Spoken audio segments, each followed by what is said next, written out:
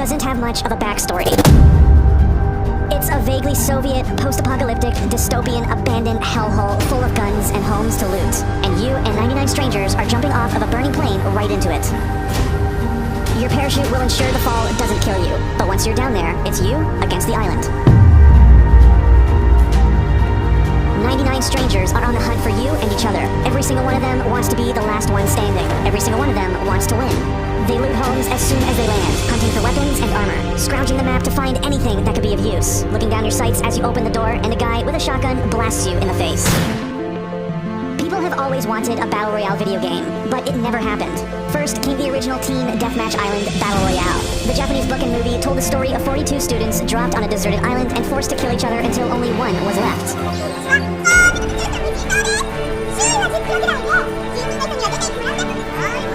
It got people asking what they would do if they were in that situation. But the movie was not released in the West for years, leaving it an obscure cult classic. Then, years later, Hunger Games came around, and it reignited the fire. People wanted Battle Royale games, but no one was making them. But one person wanted it more than anybody else. Brendan, PlayerUnknown Green. Brendan Green was not a game designer. He was an Irish photographer and web designer who followed the love of his life to Brazil. 2 years later, he was divorced and looking to get his life back on track. He made it back home to Ireland, and while living on welfare, Green discovered the games Arma and DayZ. For those who don't know, Arma is a hyper-realistic military shooter, known for the scale of its combat, its attention to detail, and graphic fidelity. Also known for being the foundation for an incredible number of mods, many of which were spun off of into their own games. DayZ is one of the best-known Arma mods, which use the hyper-realistic combat mechanics to simulate a zombie apocalypse.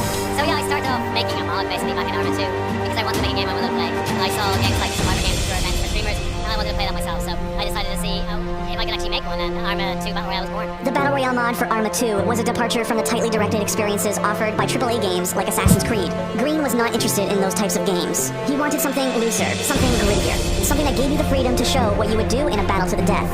As DayZ broke free of Arma and became a standalone game, other developers took notice of how popular Green's mods were in the niche Arma community. Sony Online Entertainment, now known as Daybreak, hired Green as a consultant on their own DayZ-style zombie survival game.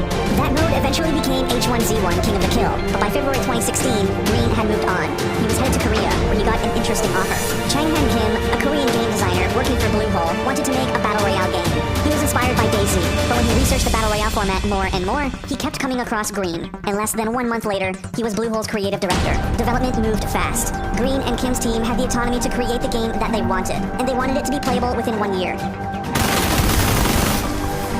The game started its development in early 2016, and the plan was to follow an early access schedule. Green and Kim wanted to get the game in customers' hands fast for a low cost, and keep improving it over time. But the foundation needed to be laid down before anything else.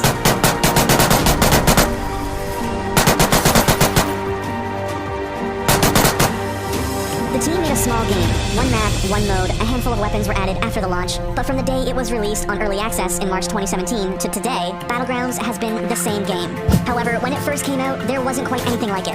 Sure, Green's mods were still out there, but mods are never quite as popular as standalone games. Battlegrounds was a breath of fresh air amidst the high-budget, lavishly produced shooters on the market. It was messy. It was tense.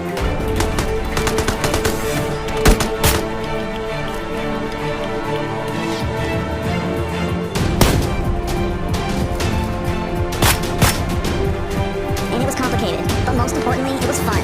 The island is the most important part too. While Green has said that his team is working on more maps, Erangel will always be the most iconic thing about Battlegrounds. It's the game's main character, with familiar landmarks, wide open spaces, and bizarre, unique topography. It's not realistic. Swamps, farmland, mountains, and towns all mingle together to make a backdrop that has much of a hand in the action as the players do. And the players came to Battlegrounds fast. For only $20, they got to live the fantasy of surviving the apocalypse. The game's player base grew every week. 10 million rounds of Battlegrounds were played in the game's first 4 months, and it made $11 million in 3 days. By April, it had sold 1 million copies. 1 month later, it was at 2 million. The next month, it hit 4 million. In August, Battlegrounds became the most played game on Steam in terms of concurrent players. By September, it had beaten Dota 2's record of 1.29 million concurrent players. By October, it had hit 2 million players on Steam, and became the most popular game in South Korean PC bungs, beating longtime king League of Legends. When the game cracked 2 million copies sold, Bluehole held a charity invitational tournament. 3 months later, ESL held the first major Battlegrounds tournament, cementing a possible esports future for the game.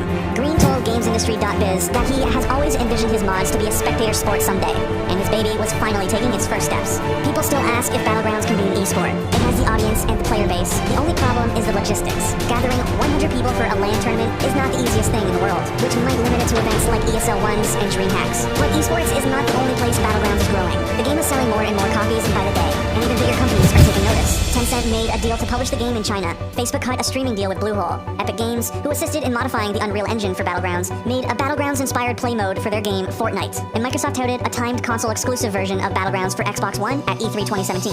We can't wait to bring PlayerUnknown's Battlegrounds exclusively to Xbox One later this year, with an update for Xbox One X enhancements shipping with the final version. Battlegrounds' future is bright. There's no sign that the game will stop growing anytime soon, and with imitators starting to crop up, that just gives Battlegrounds more chances to innovate and be better than the competition. Battlegrounds is the beginning of a new video game genre, and no one saw it coming.